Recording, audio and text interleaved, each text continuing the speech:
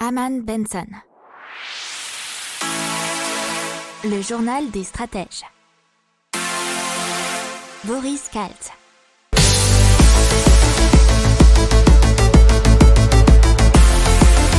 Bonjour à tous et bienvenue dans le journal des stratèges pour une revue de l'actualité éco-tech et impact du jour.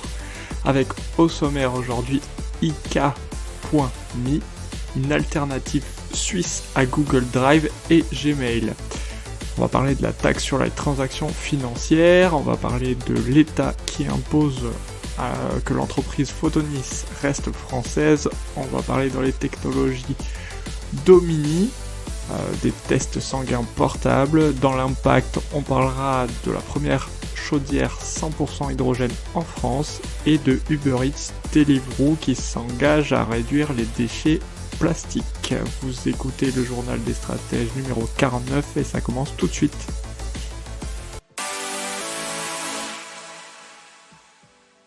Allez, on commence avec IK.me, cette alternative suisse donc à Google Drive, Gmail, et donc qui est très soucieuse de la vie privée mais aussi de l'écologie, mais également des collaborateurs avec qui ils travaillent. C'est super intéressant. Bref, c'est une entreprise suisse qui offre la même qualité de service que Google, mais en garantissant le respect de la vie privée des utilisateurs.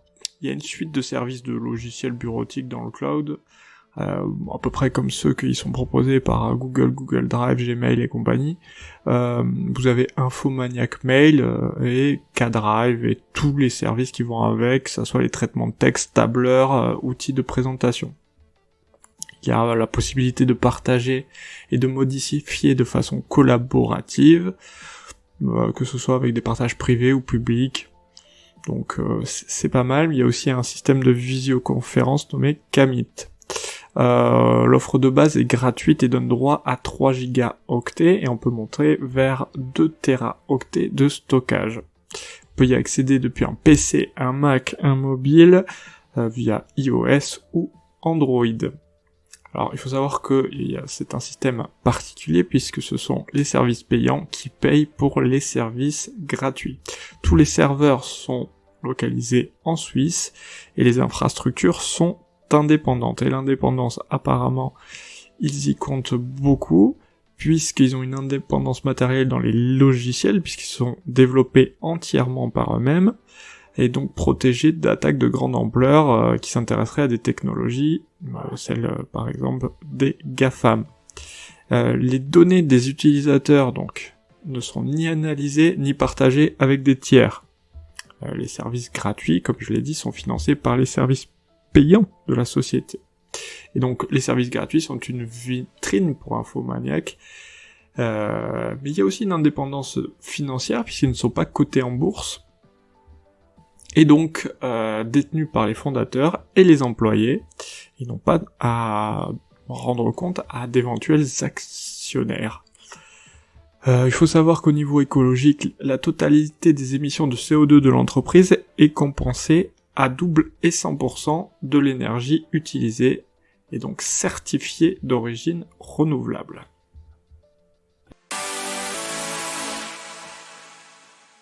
Et dans l'économie, la taxe sur les transactions financières qui a rapporté à l'État français plus de 1,7 milliard d'euros, et c'est un montant record depuis sa création en 2012. Et c'est exactement 1,785 milliards d'euros, soit une augmentation de 340 millions par rapport à l'année précédente. Et comment elle fonctionne? C'est un prélèvement de 0,3% sur les opérations de vente d'actions. Et c'était 0,2% entre 2012 et 2017. Elle s'applique à toutes les entreprises ayant leur siège social en France et dont la capitalisation boursière dépasse le milliard d'euros. Alors cette taxe, elle a rapporté 1,4 milliard d'euros en 2019 et 774 millions en 2018. Allez, on continue dans l'économie et surtout dans l'économie stratégique puisque Photonis va rester française après le veto du gouvernement. Photonis, c'est quoi? C'est le fournisseur de l'armée française et de plusieurs autres au sein de l'OTAN pour tout ce qui concerne les jumelles et lunettes de visée qui permettent aux soldats de voir comme en plein jour par les nuits sans lune. Elle produit également des spectrographes de masse et autres détecteurs de neutrons utilisés dans les centrales nucléaires et les satellites. Elle est donc dite entreprise stratégique. Donc elle aurait été apparemment mise en vente pour 425 millions d'euros et elle a intéressé le groupe californien Teledyne qui est 20 fois plus gros. Bon, un veto net a été oralement mis par les ministères de la Défense et de l'Économie à ce groupe américain, donc Teledyne. Donc c'est un autre fonds français, fonds d'investissement français HLD Europe, qui est notamment propriétaire de Kiloutou au Coyote, qui reprendra Photonis. Et Teledyne, par contre, ils ont acquis un homologue américain qui pèse 1,8 milliard de dollars de chiffre d'affaires.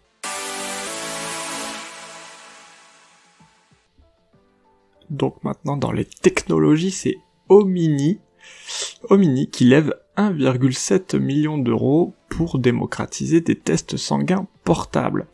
Et donc, qu'est-ce qu'ils veulent? C'est accompagner la décentralisation des soins en développant une nouvelle génération de tests sanguins. Donc, ils ont obtenu 1,7 million d'euros via 6 réseaux français de business angel et l'investisseur Deep Tech Entrepreneur First, ainsi que Business Angel Stratégique et la BPI. Donc qu'est-ce qu'ils veulent? Des dispositifs de tests sanguins portables à usage immédiat connectés via des biocapteurs. Et effectivement, il y a une forte concurrence dans ce domaine, mais Omini sera sans doute la première à proposer des dispositifs multiparamétriques abordables, portables et rapides, à la fois faciles à utiliser et peu invasifs. Ils ambitionnent ensuite d'accélérer le prototypage de l'industrialisation d'un premier produit dédié au suivi des maladies cardiovasculaires.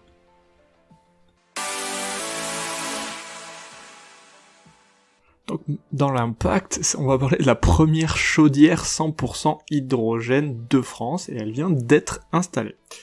Installée par qui? Par le fabricant de chaudières BDR Thermea, qui a été créé en 2019, c'est le regroupement des marques Dietrich, Remea, Bachi et Chappé. C'est une chaudière fonctionnant à 100% à l'hydrogène, et elle a été installée sur le site communal du parc du Moyard.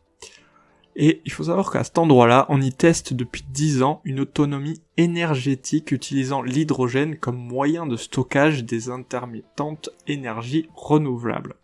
Et donc sur ce parc, il y a une pépinière d'entreprise, un centre équestre, un restaurant, des équipements techniques communaux et plusieurs installations sportives. Et le site est plus ou moins autonome, puisqu'il y a une centrale photovoltaïque, 2 arbres à vent, des éoliennes de petite taille qui utilisent la force du vent grâce à des feuilles situées au bout de branches métalliques et qui pourvoient aux besoins des locataires grâce à un électrolyseur stockant l'énergie en excès. Donc on peut dire qu'ils sont en autoconsommation. C'est en ça que c'est super intéressant et donc que ce système, on espère, va pouvoir se démocratiser et surtout qu'il cherche apparemment à se développer et à recréer cet écosystème ailleurs.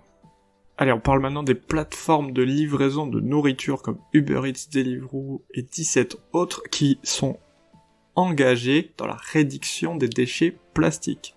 Puisque l'objectif est d'atteindre 50% de commandes livrées sans plastique à usage unique au 1er janvier 2022 et 70% au 1er janvier 2023. Puisqu'à l'avenir, les barquettes en plastique jetables seront en verre, inox ou en plastique réutilisable, et il compte peut-être aussi utiliser des systèmes de consigne. Voilà, c'est tout pour aujourd'hui, je vous souhaite une excellente journée et je vous dis à demain pour de nouvelles informations. Ciao, bonne journée.